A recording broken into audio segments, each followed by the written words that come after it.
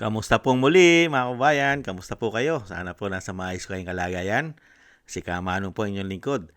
Ayan, nagbabalik po muli at tayo po ay magsama-sama magkomentuhan. Magumpisa na po tayo.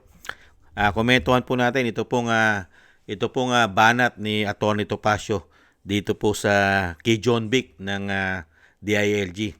At kinu-question niya po yung ICC warrant, mga kababayan. Ito po, umpisa na po natin at komentuhan po natin. Pakinggan at panoorin po natin itong balita. May reklamo sa Marcos Jr. Administration. Si Atty. Ferdinand Topacio, isa sa mga abogado ni Senator Bato, kung pwede naman daw palang deadmahin ng arrest warrant ng ICC, bakit inaresto at binigay agad sa dahig si FPRRD? Ang detalye sa agenda report ni Atty. Karen Jimeno. Walang masama sa pag-alis ni Senator Ronald Bato de la Rosa sa Senado kaninang madaling araw.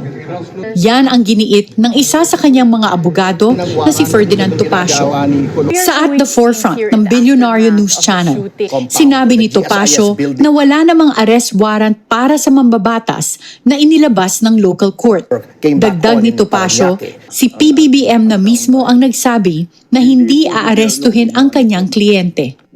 If he has indeed left the premises, there is nothing wrong with that because there is nothing that will restrain him from remaining in the premises or nothing that will authorize his arrest once he leaves the premises. Pero reklamo ni Topacio, tila hindi consistent ang gobyerno pagdating sa pagresponde nito sa mga arrest warrant mula sa International Criminal Court. The statement of Secretary John Vic Remulla exposes the hypocrisy of the present government.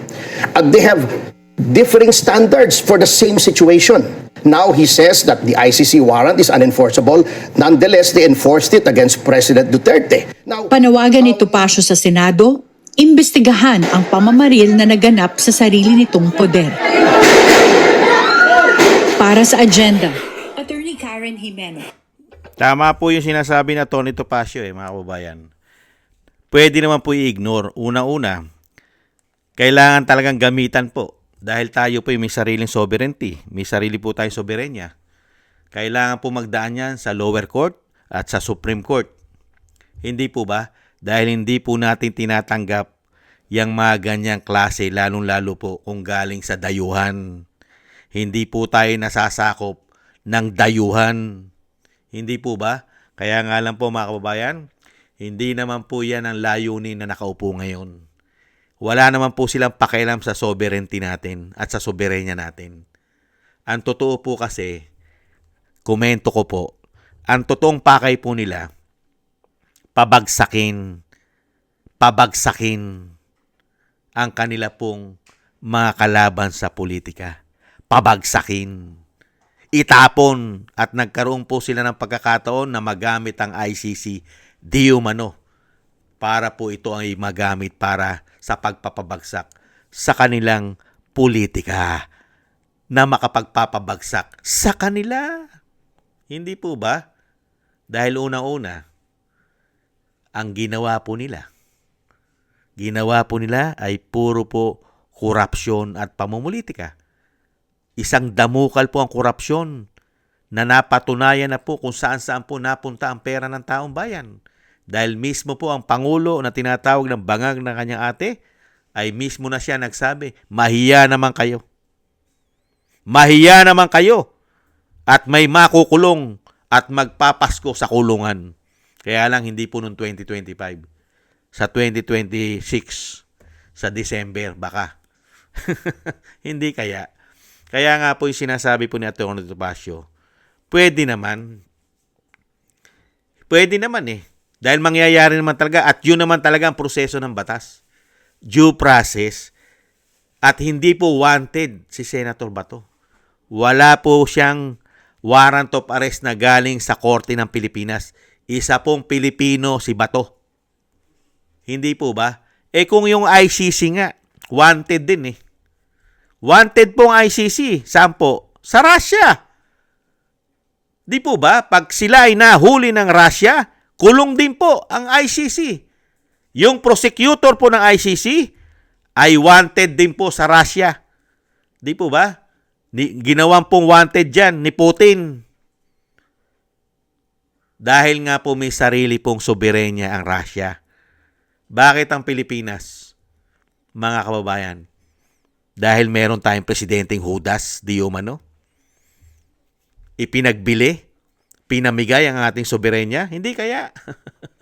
At syempre mga kababayan, at Atty. Topacio, logic, sumablay kasi sila. Hindi po ba? Kasi, hindi na po magagamitan yan ng due process kung nakuha na nila agad si Bato. Wala na po lahat yan. Hindi na po uso yan. Dahil ganun din ang ginawa nila kay dating Pangulong Duterte. Dahil nga antimano, nahawakan nila si dating Pangulo Duterte. Wala siyang kalaban-laban. Dahil siya'y kinuha at pinalibutan na ng batalyon na militar kasama pa mga pulis sa airport at dinala sa Villamor Air Base. Walang proteksyon ang dating Pangulo dahil nasa kanila ang kapangyarihan. Kaya nga nagawa nila. Kaya sino ang makapag-hold kay dating Pangulo Duterte para magpunta sa lower court at para magpunta sa Supreme Court? Wala na. Si Bato. Si Bato kasi ay nabigyan ng proteksyon sa Senado. Kung hindi po nabigyan ng proteksyon sa Senado si Senator Bato, matutulad din po siya kay dating Pangulong Duterte. Hindi na po kailangan na i-ignore yan. Dire-diretso na po yan. Hindi po ba? Kasi yun naman po yata ang plano nila. Nasa plano na po yun. Di umano. Na talagang kuhanin. Di po ba? Dahil mismo ang kapatid na si Senadora Amy Marcos ay mismo siya ay nagpatotoo na talagang kailangang kunin ora mismo kahit mayroong masaktan at matsugi, makuha lang. Kaya nga lang, napakaswerte nga ni Senator Bato dahil po sa Senado ay meron pong mga Marines. Pinoprotektahan po ang Senado ng mga Marines. At naroon pa ang security ng Senado.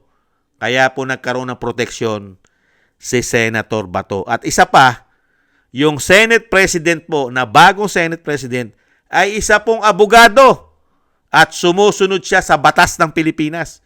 At ang kinikilala lang ng Senado na batas ay ang batas ng Republika ng Pilipinas. Hindi po ang batas ng international o tinatawag na ICC. Hindi po tayo saklaw niyan.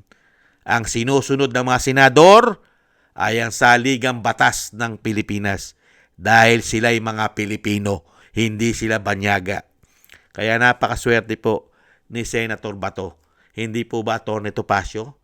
Kasi kung si Senator Bato'y wala sa Senado at nahuli nila, halimbawa nahuli nila sa labas ng Senado, sa tingin nyo, mabibigyan pa ng due process yan? Naka-ready na yata yung eroplano na sasakyan yan. Di umano. Kaya nga po mga kababayan, kaya lang po ngayon, yung sinasabing hindi uhulihin si Bato kasi hindi naman nila nahuli Kaya madali na nila sabihin na hindi pa uhuli kasi hindi nga nila nahuli. Hindi po ba? Yun lang ang logic nun, mga kababayan. Kaya po, ingat-ingat ka pa rin po, Senator Bato, kasi wala ka ng proteksyon sa Senado, ay madali ka na nilang maaaresto at mahihirapan ka na makakuha ng due process kung ikaw ay nasa dahid na. Ingat-ingat ka, doble ingat ka, mga kababayan. At maraming salamat din po kay Atty. Topacio sa abogado po na tumatayo, na isa sa abogado ni Senator Bato. At yan po ang batikos at question at tanong ni Atty. Topacio sa mag-amo na tinatawag na bangag ng kanyang ate at si John Vic, mga kababayan. Maraming salamat po mga kababayan sa inyo po at lalo-lalo po sa nakagusto po ng ating tambayang mga kababayan sa YouTube at TikTok. At ganoon din po sa ating mga subscribers at patuloy po nagsusubscribe. At sa mga nagko-comment, like, share, and subscribe, mabuhay po kayo.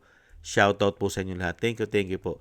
At thank you rin po at shoutout po sa mga nagbibigay po ng tulong at biyaya. Shoutout po kay Eric Hershio ng Canada, kay Annie Jo, kay Jim Aris ng United Arab Emirates, Baby Roman at Ate Isa ng Cagayan, kay Tatay Nick ng Toronto, Canada, kay Mila Yi, Felipe Siapno ng Texas, USA, Jesus Valdepena, Rolando Guerrero, Ma'am Evelyn at Ma'am LB at Sir Manny ng North Miami, Florida, USA, si Rolando Timbol ng Alberta, Canada, Melchorita Espinosa ng Orlando, Florida, USA, Arthur Estraniero ng USA, Mika Legaspi at Frank Zamora ng California, USA. Maraming salamat po mga kabayan at shoutout po sa inyo lahat at ingat-ingat po kayo sa inyo pumapagawa.